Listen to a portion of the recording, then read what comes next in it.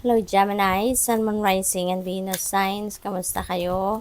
Sana ba'y nasa mabuti kayong kalagayan. Welcome back po sa Star Tarot. Kung bago kayo dito, welcome din kayo. Thank you sa inyong support. I truly appreciate it. God bless you all. Gemini, paunang mensahe ninyo ay communicate. Things left unsaid will never reach the shore. Ayan, so kailangan ninyo na mag-communicate ngayon. Kailangan ninyo na makipag-usap. Kailangan ninyo na ilabas kung ano man yung nasa loob ninyo, ano man ang laman ng inyong isipan. You need to put them into words. Express, no, how you feel, Gemini. Kung hindi ninyo yan ilalabas, edi walang mangyayari. Hindi ninyo maipaparating ang impormasyon na gusto ninyong iparating, 'di ba? May travel ang iba sa inyo dito. This could be a travel over water, kaya mag-iingat po kayo.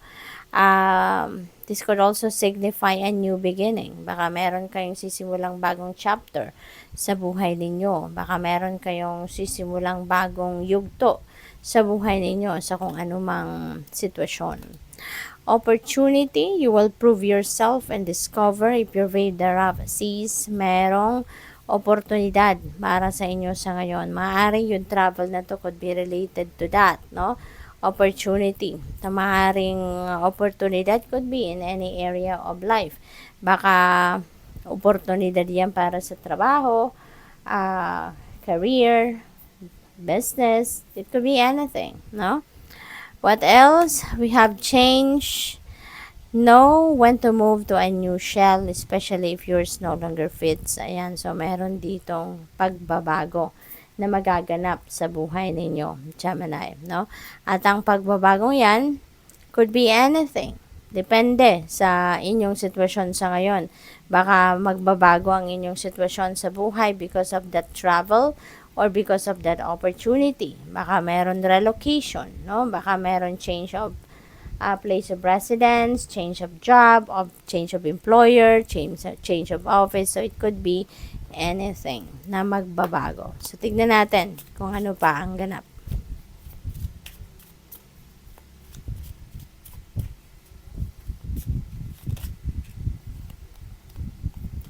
We have memory. Ayan. So, siguro ang iba sa inyo dito nagre-reminisce.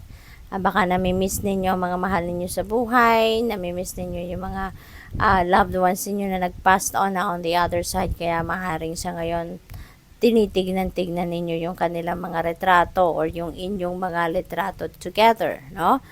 Reminiscing. Stubbornness. Baka maaaring kayo ito or baka taong napakasutil na nandiyan dyan sa inyong paligid, ano. Maaaring ganun ang ganap dito, Gemini. Baka meron kayong sinasabi sa kanya at talaga namang ayaw kayong pakinggan. Or baka sige, nagsasalita kayo na nagsasalita. Pero nakikita niya talaga or pinapakita niya talaga sa iyo na ayaw niyang makinig, no? Yung ganon. So, maybe this person is provoking you then, ano, in a way. We have self-love. Ayan. So, give yourself some love naman, Gemini. Maaring ito yung dapat ninyong pagtuunan ng pansin ngayon. Maaring itong kailangan ninyong i-prioritize, no? Ang pag-aalaga sa inyong sarili, ang pagmamahal sa inyong sarili. Okay? Kailangan ninyo na ma-experience then, no, yung pagmamahal. Maybe you are taking care of many people, of different people, pero yung sarili ninyo baka laging nasa least priority, no? Kaya give yourself some time now to self-care and self-love. Profession. Ayan. So, ang iba sa inyo, focused sa inyong profession siguro sa ngayon.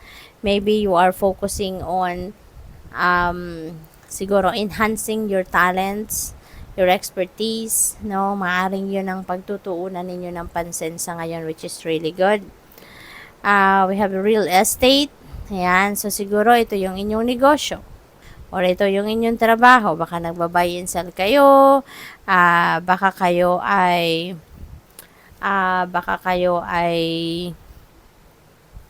nagtatrabaho as a real estate broker or real estate. Yung parang ano kayo, ahente, realtor, yung ganon. Baka ganon ang ganap.